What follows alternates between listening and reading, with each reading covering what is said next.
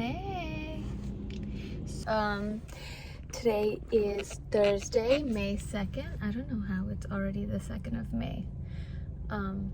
Anyway, I'm currently driving, so I won't be able to, I'll just put you guys like that.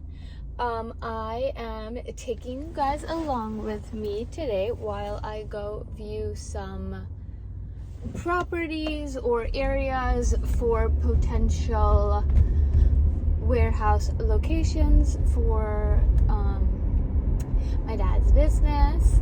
I will also detail to you the insane day that was yesterday. I almost got scammed. I don't even know where to start. I needed all of yesterday to actually recover from that scam. It was honestly so emotionally taxing. I don't understand, why are people so mean? I was literally, crying on the phone to them.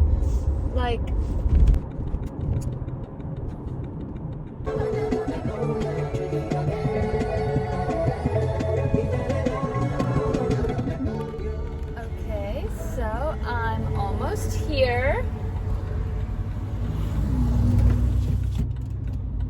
Couldn't really drive and vlog because it was kind of dangerous for me, honestly. So I'll just talk with him there. I think that the realtor that I'm meeting is going to be a little bit late, so we'll have a few minutes to chat over there. So I got my Wawa coffee. Come on. It's the little things. Wawa. Oh yeah, so yesterday I was just honestly, I was bored a little bit. I was like, what should I do today? And so God answered my prayers and gave me this chaotic day. So I get a call, and the call comes up as Department of Treasury or New Jersey something. So I was like, okay, let me just pick up this call. Usually I don't pick up calls that obviously they look like scams or it's an unknown number or whatever. So I picked up the call, and then the lady on the phone was like, hello, Heli Desai, is this her speaking? This is a secured line or whatever. Please don't tell me any of your private information. I'm with the Department of Justice or Homeland Security or whatever it may be in Texas, and we have seized a package under your name addressed to you. And they had listed my address. They're addressed to this address. They listed my address, whatever. And then they were are you expecting a package from Mexico or whatever? And I was like, from Mexico?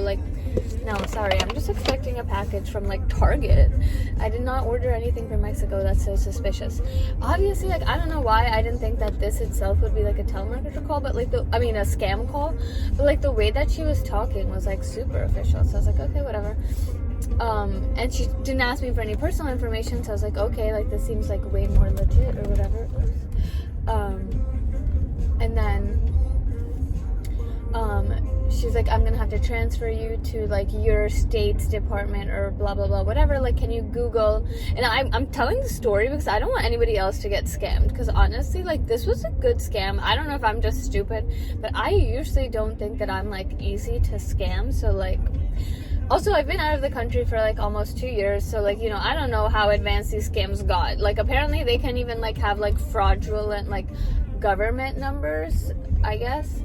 But anyway, so she transferred me. Oh, she was like, can you Google the New Jersey Department of Treasury or whatever in Trenton? So I looked it up, and then the number, she's like, that's the number that's gonna call you. Do not accept any calls from any other number.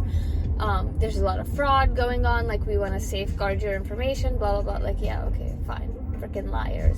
So, yeah, so then I get a call from, the Trenton department or whatever. And they're like, hello, this is officer, blah, blah, blah. Oh, yeah, and they're giving me their badge numbers, the case number, different identity. I was like, how? Okay, these people are good. So then he's like, this is officer, blah, blah, from Trenton, we're trying to help you with this case. It does seem like it's a case of ID theft, money laundering, drug trafficking. And then I was so scared. Even to the first lady on the phone, I was crying on the phone, because if I got, obviously you guys know that I came here to do like my dad's businesses and stuff like that. And it's like, oh my god, if I got caught up in like some kind of like ID theft, like drug trafficking case, like my dad's businesses are in cannabis, so I need to apply for a state cannabis license in my name. Obviously, if I got like caught for some like drug trafficking or some shit like that, like I'm not gonna get a is it here?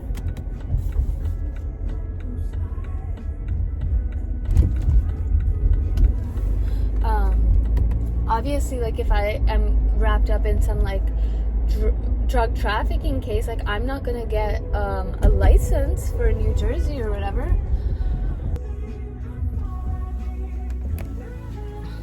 Okay, so I'm here while the realtor is on the way. Let me see if I can carry on with my story a little bit, and then we'll show you around the facility. But basically, I just come to these facilities, check them out, look at their layout, if you know their pricing, whatever. A bunch of other steps involved, but this is like one of the first steps. Anyway, so then these people like called, oh, and then yeah, so I was like, oh my gosh, if I'm in a drug trafficking case, I'm never gonna get like a license in my name or whatever. So I was like crying on the phone. I was like, my dad just passed away, like I've been out of the country for like several months to a year, like I have no idea what's happening. Also, a few years ago, my passport literally got like stolen. Yeah, so then I was just like their perfect victim, whatever. Then this guy, the other officer from Trenton, was like, okay, so you have like 2 options or whatever. Option 1 is you can like come to Trenton to the court and surrender yourself, and then you know, hire a criminal lawyer or whatever, and with their help we'll go to Texas and we'll get your like trial started or whatever. So like you'll have to prove your innocence or whatever.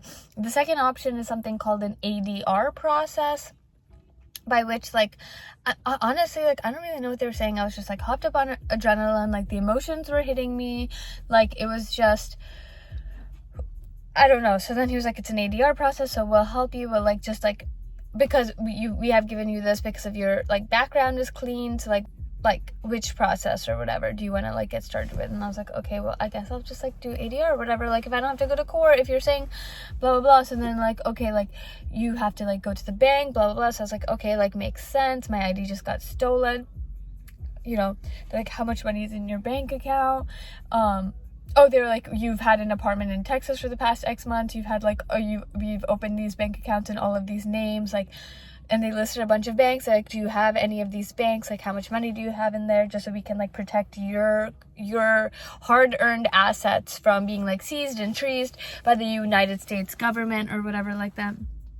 It's like, I should have clicked like, aren't you the government, can't you just stop that? But I was just like, okay, I'm like, I don't know, this is like whatever. They're like, please, like you can't tell anyone, this is like a, you know, private investigation because we're trying to get this suspect, like do you know anybody that would like sell you out like this? And then I was like thinking, and I was like, I don't know anyone, but you know what, like I just started working with my dad and his partners, and they're in this like cannabis business, like I don't know, like what, something could have just happened, or I haven't been in the country for so long, like my, you know, my information could have easily leaked and they know I'm not here, like blah blah blah whatever. So I was like, okay, like let me go to the bank and like, you know, whatever. And then I like got to the bank and they're like, you need to go inside and pull like 40% of like your assets and bring them to another location, like an ATM that's usually like close to the bank location, and from that machine it's like, you know, covered in like CCTV and it's like monitored by the FBI, and from there we're gonna use that to confirm your identity, like you'll put in all your information, we'll use that to confirm your identity, and then you have to put in the money and we'll read like the serial numbers on the money or whatever, and from there we'll be able to tell that these are like actual like United States dollars, or if they're like, you know, laundered money or whatever like that, and this will like help us to confirm your innocence or whatever. And I was like, oh my god, okay, so this seems like pretty sketch. So when they told me to withdraw the money from my account is when I started being like, okay, this is like a little bit sketchy. So I texted my stepdad, who is actually a cop, and I was like, can you check these badge numbers or whatever that they gave me? Like, are they real? Is this fake? Like, is this a scam? I was even on the phone. I was like, are you guys fake? Like, this could be like, at this point, they had transferred me to the FBI or whatever. And I was like, you guys could like, they're like, look at the number that we called you from. I was like, yeah, but you guys definitely could have like faked this number. Like, she's like, are you talking about that spoofing thing? Like, we can't spoof government numbers. And I was like, we? But whatever. So then like my stepdad was like, no, definitely a scam, these aren't real, like hang up the phone or whatever. And then at this point I was like pretty pissed, because like you've wasted like an hour to 2 hours of my time. My tears have gone to this, like my stress levels, my day is just like, what the hell am I supposed to do? I have a headache now after all of this. Like I'm just like so pissed off, and I'm just like, okay, I don't really know what to do. So I was like, okay, like I'm just gonna go to the bank, and then I'm gonna go to your machine or whatever. And I went to the police station. I didn't file anything because like, what are they gonna do? But then I told her, I was like, I'm at the police station. And the FBI agent was like, what are you doing at the police station? I was like, I just wanted to file a report or like confirm this, because like obviously what you're saying, like I don't want them to think anything of it. They're like, this is the FBI, the highest court in all of America, like what do you think that your local authorities are gonna do for you? And I was like, well, you don't really sound like an FBI agent. And I was like, fine, then I'd rather just like surrender myself to the court instead of doing this, because I don't like trust pulling out this much money and just like putting into another machine. Like I worked hard for this. And she's like, why are you so scared to do the second process? Like, is it because it's like dirty money? And I was like, what kind of FBI agent talks like this? So yeah, obviously then I just like hung up the phone or whatever. But like that was so much time, so much energy, like so mentally taxing. It was so scary, because I legitimately was scared that like, oh my gosh, I'm like getting arrested, like I have been caught up in this like fraud for like money laundering or whatever. And I was like, I'm gonna lose my dad's business, like everything that I've like come here for. Like why me, basically? Like why is all of this happening?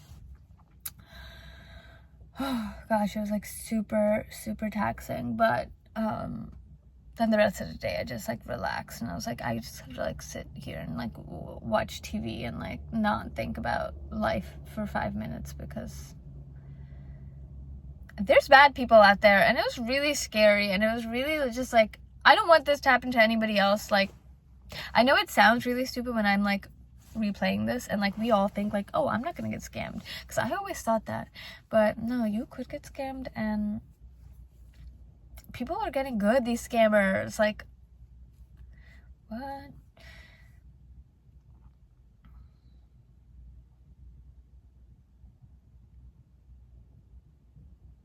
My dad got scammed once, and like it was just like $200 or something like that. But like I was like, you're so stupid, how do you get scammed? And then I almost got scammed for like tens of thousands of dollars. And I was like, what if people are actually doing this? And they probably are. Then I looked it up online, and like it really is a scam. So like, guys, be careful. It's a scary world out there. You really can't trust anybody. Okay, let's go. I'm just gonna wait for the realtor to show up, and then we'll just tour the facility. I'll try to record as much as I can, even though it's like not the most interesting, but I thought it'd be interesting for you guys to come along and see what I'm doing, and for myself as well. I'm obviously like still learning what I'm doing, so it'll be fun. Let me just quickly show you what these sites look like.